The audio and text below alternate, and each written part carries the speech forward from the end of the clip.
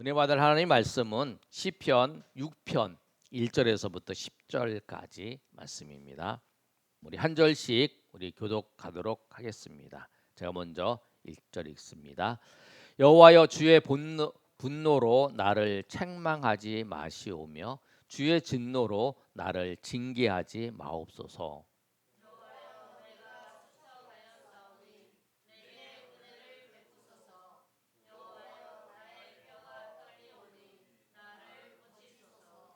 나의 영혼도 매우 떨리나이다. 여호와여 어느 때까지니까.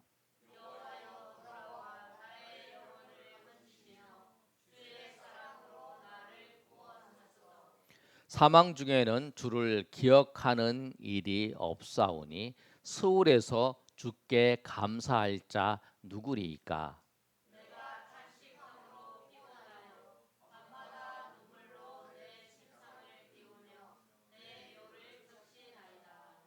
내 눈이 근심으로 말미암아 쇠하며 내 모든 대적으로 말미암아 어두워졌나이다.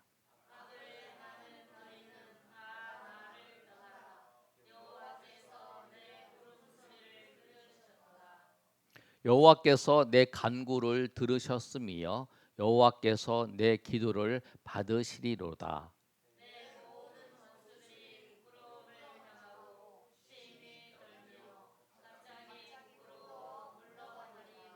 아멘. 시편 6편 1절에서 10절까지 말씀은 다윗이 기록한 시입니다. 그래서 오늘 말씀을 보면 표제에 다윗의 시라고 이렇게 써 있어요. 왜냐하면 시편은 대부분이 거의 다윗이 기록한 시가 많이 기록되어 있습니다. 그런데 오늘 본문 시편의 내용을 보면 우리가 이 표제를 보면 다윗이 골리앗의 그 전쟁에서 이제 골리앗과 싸움에서 이겼을 때, 뭐 내가 이 시를 졌다, 또 아니면 내가 그 밧세바를 범한 후에 범죄를 한 뒤에 회개하면서 시편 51편 같은 경우에 그렇죠. 그렇게 해서 내가 이 시를 기록했다라고 하는데 오늘 이 본문에 나오는 6편의 내용은 정확하게 다윗이 어떠한 상황에서 이 시를 기록했는지는 우리가 정확하게 알 수는 없어요. 근데 단지 다윗이 어떤 상황이냐면 사람들이 다윗을 비난하는 거예요. 비난하고 막 손가락질하고 이러는 것 때문에 다윗이 그것 때문에 마음이 상하고 그러면서 몸도 아픈 거죠. 우리가 그러잖아요. 오해도 받고 상황도 환경도 안 좋고 사람들이 막 이러면 그것 때문에 또 나를 괴롭히는 사람이 있으면 그것 때문에 마음이 상하고 그런 상태가 되면 또 몸도 상해지고 약해지고 그런 상황이라는 거예요. 그러니까 특별하게 다윗이 뭐 잘못을 해서 그런 게 아니라 다윗은 열심히 하나님을 섬기고 하나님의 일을 하려고 하는 그 과정 속에서 사람들이 오해를 하고 사람들이 비난을 하고 사람들이 다윗에 대해서 손가락질하고 있는 그런 상태로 몸도 아프고 또 병도 들고 그런 상황이라는 거예요. 그런데 만약에 우리가 이런 상황에 닥쳤으면 우리는 어떻게 할까요? 나는 치질이 복도 없어. 나는 정말 운도 없어. 막 이렇게 얘기하는 사람들 있잖아요. TV에 보면 TV에 대사가 그러잖아요. 나는 지질이 뭐 한다 하면서 그런 얘기를 하더라고요. 그렇게 얘기를 하는데 사람들이 보통 원망하고 환경을 원망하고 그 사람을 원망하고 또 원망을 합니다. 그런데 그래서 그것 때문에 마음에 상처가 있어요. 마음의 상처를 남겨두고 그것 때문에 계속 얘기를 하는 거예요. 근데 오늘 시편 다윗은 어떻게 했냐면 그런 상태에서 그런 환경에 있을 때에 제일 먼저 이 다윗이 한 거는 뭐냐면 하나님을 찾았다라는 거예요. 굉장히 중요합니다. 이 하나님을 찾을 때의 다윗의 그 상황은 굉장히 심각해지고 있는 상황이에요. 수척해졌어요. 2절에 수척해졌다는 말씀이 있죠. 스쳐겠다는 것은 기력이 없다라는 말이에요. 힘이 없어서 겨우 간신히 하나님 앞에 기도할 수 있는, 겨우 하나님 앞에 이 몸을 끌고 가서 기도하는 그런 상황에 있다라는 거예요. 뼈가 떨린다는 것은 뭐냐면 온 존재가 다, 마음도 몸도 다 그렇게 지금 떨리고 힘든 상황. 2절에 또 3절에 영혼이 떨고, 5절에 보면 심지어 사망을, 죽음까지 생각하고 있는, 그러니까 아파서도 죽을 지경이에요 지금.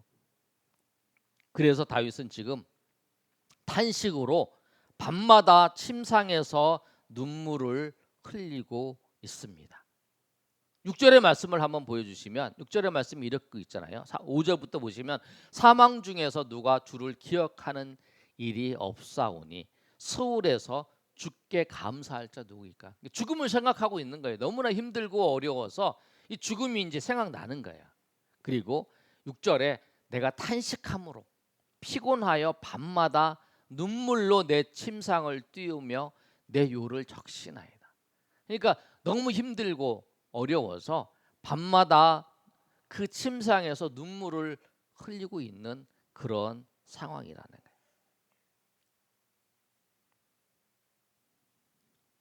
그런 상황 속에서 다윗은 어떻게 했냐면 하나님을 찾은 거예요. 하나님을 찾았어요. 하나님을 불렀어요. 1절에도 시작이 이겁니다. 여호와여 주의 진노로 나를 책망하지 마옵시고 주의 진노로 나를 징계하지 마옵소서. 주의 분노로 나를 책망하지 말고 주의 진노로 나를 하나님이여, 여호와여, 하나님이여, 하나님을 부르신 거예요. 하나님을 부른 거예요.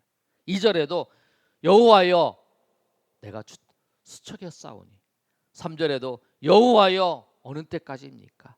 4절에도 여호와여 이렇게 부르는 거예요. 사람들은 아프고 힘들면 누군가를 비난하고 싶은 생각이 들어요. 저 사람, 누군가를 탓하고 싶어요. 원망하고 싶어요. 그런데 다윗은 그렇게 안 했다라는 거예요. 그러니까 우리에게 아픔이 찾아오고 우리에게 힘든 일이 찾아와요. 그런데 그때 제가 말씀을 준비하면서 여러 가지 책을 보는데 이런 내용이 있는데 정말 마음에 와닿는 내용이었어요.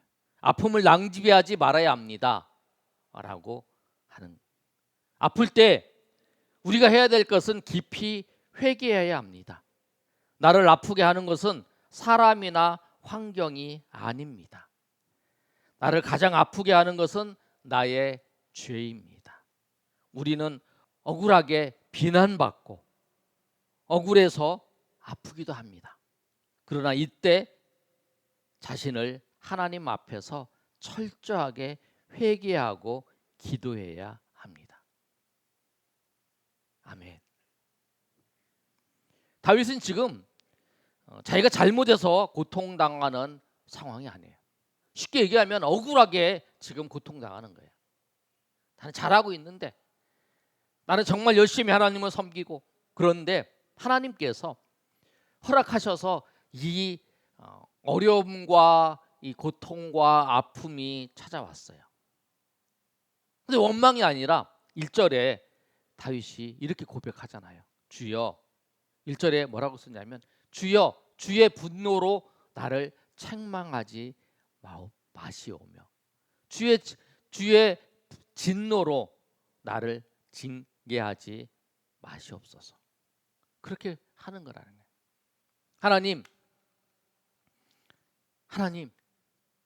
하나님께서 나를 진노로 대하지 마시고 나를 조곤조곤하게 하나님 나를 이 상황 속에서 이해할 수 있도록 나를 인도해 달라고 하나님께 요청을 하는 거예요. 하나님 앞에. 그러니까 우리가 한번 생각을 해보세요. 우리가 어떻게 했는지, 우리가 그런 상황이 닥쳤으면 그 인간을 내가 만나서 이제 내가 그 환경에 놓이지 않았다면 이런 생각을 할 수 있잖아요. 그런데 그때 그 아픔과 그 고통이 있을 때 우리가 철저하게 내가 깊이 하나님 앞에 회개할 수 있는 기회라는 거예요. 아멘. 내가 깊이 하나님 앞에 회개할 수 있는 기회예요. 깊이 하나님을 나의 죄에 대해서, 나의 아픔에 대해서. 우리 그러잖아요. 대부분 주변의 사람들 보니까 어떤 질병이나 어떤 것 때문에 죽음에 대해서 한번 생각을 하고 난 다음에 믿음에 대해서 더 굳건해지고 또 강건해지는 사람들을 봤어요. 그게 뭐냐면 그 과정 속에서 자기의 연약함을 발견하게 된 거죠. 그래서 오늘 이 말씀처럼 우리에게 닥친 그 어려움과 아픔이 있을 때에 깊이 하나님 앞에 우리 아픔을 낭비하지 말고 그 아픔과 그 어려움 때문에 하나님 앞에 깊이 회개하면서 주님 앞에 나아가 하나님의 깊은 은혜를 경험하는 저렴이 되시기를 예수님의 이름으로 축복합니다. 우리가 장로교예요. 장로교는 칼빈, 이제 존 칼빈이라고 장로교의 창시자라고 얘기를 하잖아요. 그래서 장로교의 창시자였던 종교개혁자 칼빈의 우리가 후예인데, 칼빈이 스위스 제네바에서 교회를 섬기고 이제 개혁을 추진하고 있었어요. 근데 스위스 제네바에서 개혁을 추진하고 있었는데 시민들과 의회의 지도자들이 칼빈을 추방시켜 버렸어요. 억울한 추방이 당한 거죠. 열심히 복음을 위해서 전하는 과정 속에 이 칼빈이 추방을 당했는데, 그가 쫓겨나서 다른 지역에 가서 목회를 하면서 자기가 억울한 것을 절대 말하지 않았다는 거예요. 그러니까 우리가 좀 억울한 일 당하면 내가 그때 억울한 일 당했어, 왜 그런지 몰라, 막 그러면서 계속 얘기를 하잖아요. 그게 내 마음이 풀릴 때까지 이 사람 만나면 얘기하고 저 사람 만나면 얘기하고 저 사람 만나면. 근데 칼빈은 그렇게 하지 않았어요. 오히려 하나님 앞에 무릎 꿇고 이렇게 기도했어요. 자신을 돌아보면서, 주여, 내 안에 교만이 있었습니까? 내가 사랑으로가 아니라 독단으로 행했습니까? 그렇게 하나님 앞에 자기가 자신을 돌아보면서 그 아픔, 그 과정을 돌아보면서 하나님 앞에 기도했다, 회개하면서. 그리고 하나님께 내가 하나님의 뜻을 따르고자 합니다. 하나님, 나의 성격 때문에, 나의 언어 때문에 상처를 주었는지 내가 살펴볼 수 있도록 하나님 나에게 깨닫게 하시고 나에게 은혜를 베풀어 달라고 그렇게 기도하면서 하나님 앞에 나아갔어요.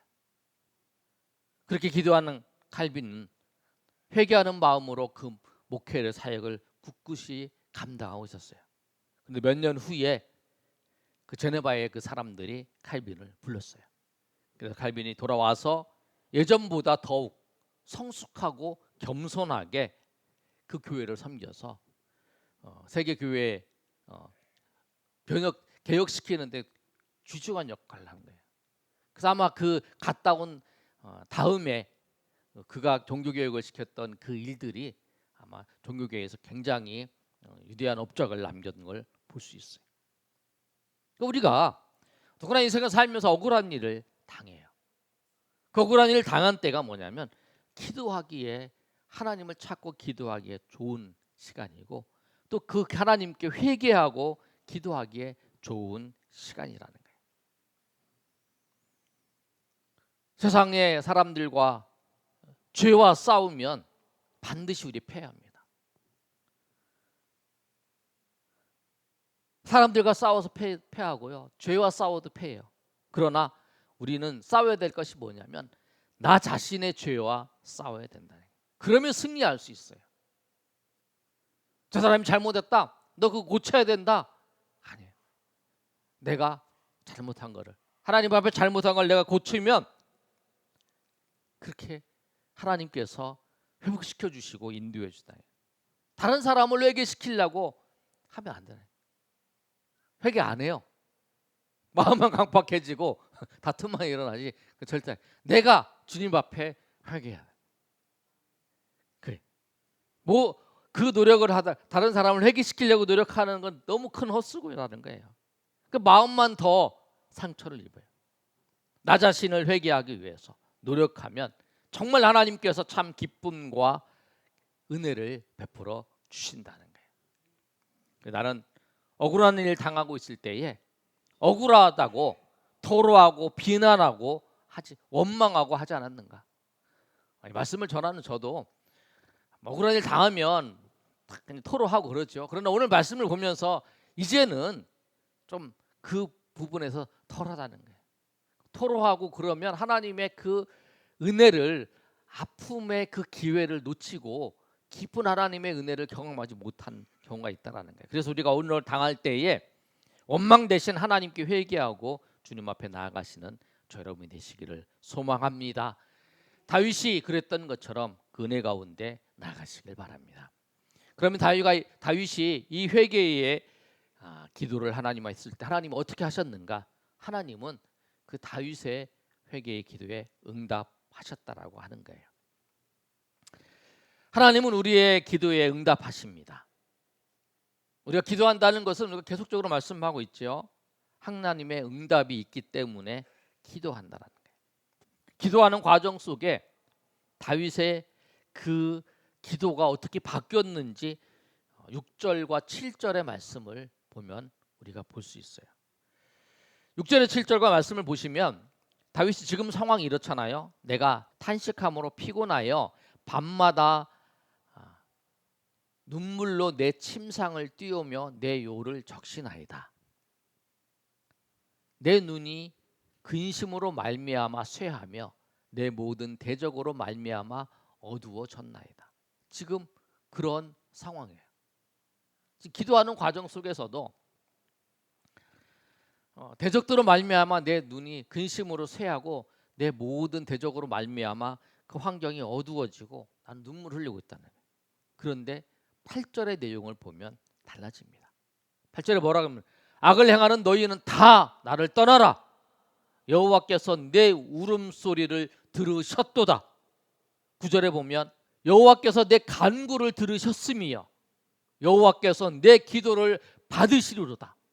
그 다음에 10절에 이렇게 고백하고 있습니다. 10절 한번 읽어볼까요? 시작. 내 모든 원수들이 부끄러움을 당하고 심히 떨미어 갑자기 부끄러워 물러가리로다. 아멘. 기도하면서 하나님께서 내 울음소리를 들으시고 내 간구를 들으시고 내 받으실 것을 지금 고백하고 있는 거예요. 기도하다가 지금 하나님 나는 눈물로 지금 침상을 적십니다 막 기도하고 있는데 자기의 입술로 이렇게 고백을 하는 거예요. 하나님께 내 기도를 들으셨습니다. 하나님께서 내 기도에 응답하십니다. 기도에 있으신 분들은 내가 기도하다가 아니 내가 왜 이 고백을 하지? 이런 경험을 하실 수 있어요. 내가 그런 경험이 없다면 내가 깊이 하나님 앞에 기도한 경험이 없다라고 생각하시고 하나님 나에게 그런 은혜를 베풀어 달라고 여러분 기도의 자리에서 섬기시길 바랍니다. 오늘 하나님께서 그 기도할 때에 이렇게 고백을 하고 원수들이 물러갈 것이라고 고백을 하고 있어요. 지금 하나님께서는 어떠한 상황 속에서도 우리 하나님 백성들이 기도하는 것을 들으시고 응답하십니다. 요나가 바다의 그 물고기 뱃속에서 기도해도 하나님 응답하시고요. 다니엘이 사다 굴에서 기도했을 때 응답하시고 포로로 끌려갔을 때도 응답하시고 바울이 그 사역의 길이 막혔을 때 응답하셨어요. 하나님 그렇게 응답하시는 거예요. 그 기도가 그 모든 상황을 바꿔놓고 그 모든 상황을 변화시킨다는 거예요. 아까는 칼빈을 얘기했는데 지금 루터를 얘기를 하면 루터가 이제 종교개혁을 처음에 시작을 하잖아요.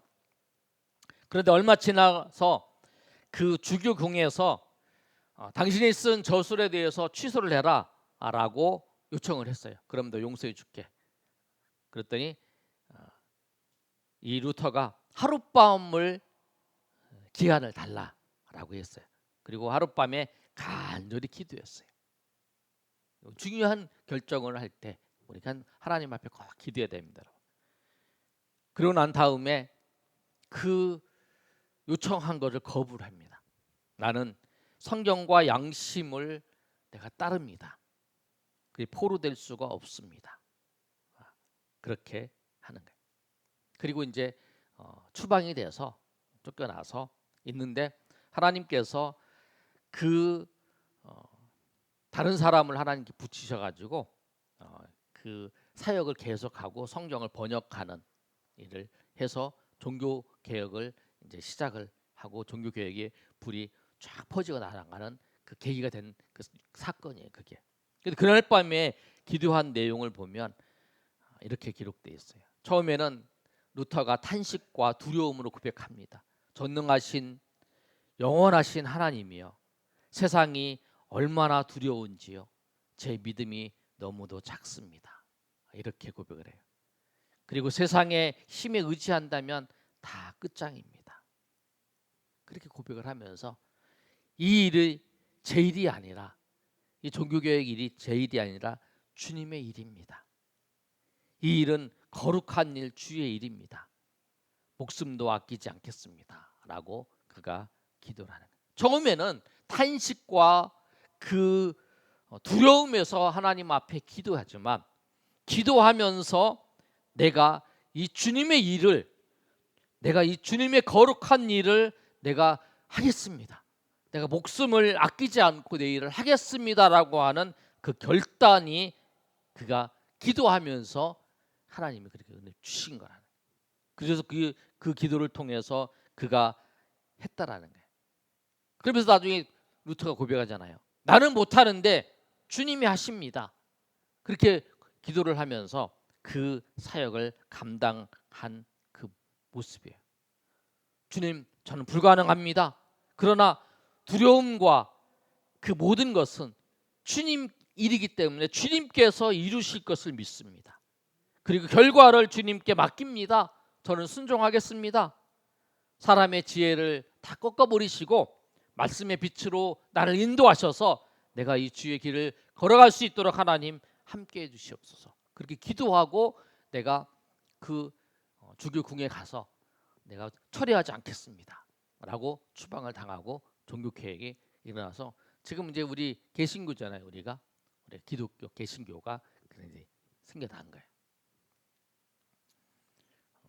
하나님은 우리에게 기도하라고 하신다. 기도하라고 하는 이유가 뭐냐면 예레미야 33장 3절의 말씀을 보면 너는 내게 부르짖으라 내가 내게 응답하겠고 내가 알지 못하는 크고 두려운 일을 내게 보이리라. 하나님이 부르짖으라는 이유는 뭐냐면 내가 너에게 응답하겠다라고 말씀하신 거예요. 마태복음 7장 7절에서 11절까지도 구하라 그리하면 너에게 주실 것이요 찾으라 그리하면 찾아낼 것이요 문을 두드리라 그리하면 열릴 것이다.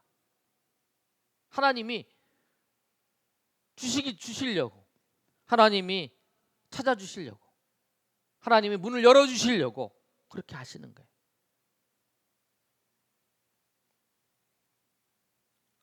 너희 중에 누가 아들이 떡을 달라 하면 돌을 주며 생선을 달라 하는데 뱀을 줄 자가 있겠느냐?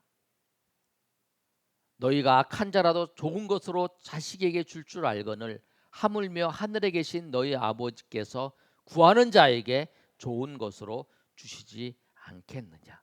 하나님께서 주시기 위해서 구하라고 하시는 거예요.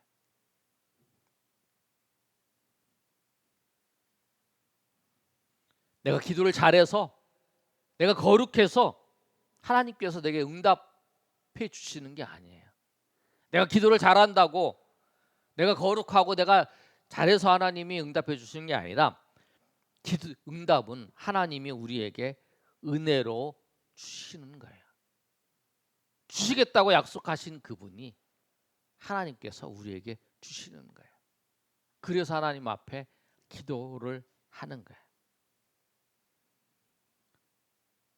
내가 하나님 앞에 기도하고 있는가? 원망스럽고 고통스러운 일이 있을 때 원망하지 않고 내가 기도하고 있는가? 내가 원망 대신 회개의 기도를 하고 있는지, 원망 대신 내가 기도를, 증오 대신 내가 기도를 하나님 앞에 드리고 있는지 오늘 생각해 보시기 바랍니다. 말씀의 결론을 맺습니다.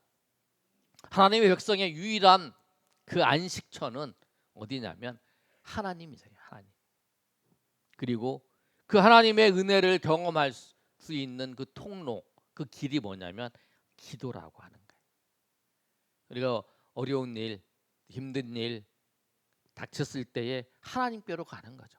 하나님께, 이 다윗의 고백처럼 내가 힘들고 어려운 일을 하나님 앞에 토로하면서, 원망하기 위해서 아니라 하나님, 내가 이 어려움과 이 원망스러운 이 일들을 믿음으로 감당할 수 있게 해달라고 하나님 앞에 나갈 때에 주님께서 그 기도를 들으시고 우리를 인도하시고, 우리를 회개하실 뿐만 아니라 우리 인도하시고 또 함께 하시는 그 은혜가 있다라는 거예요.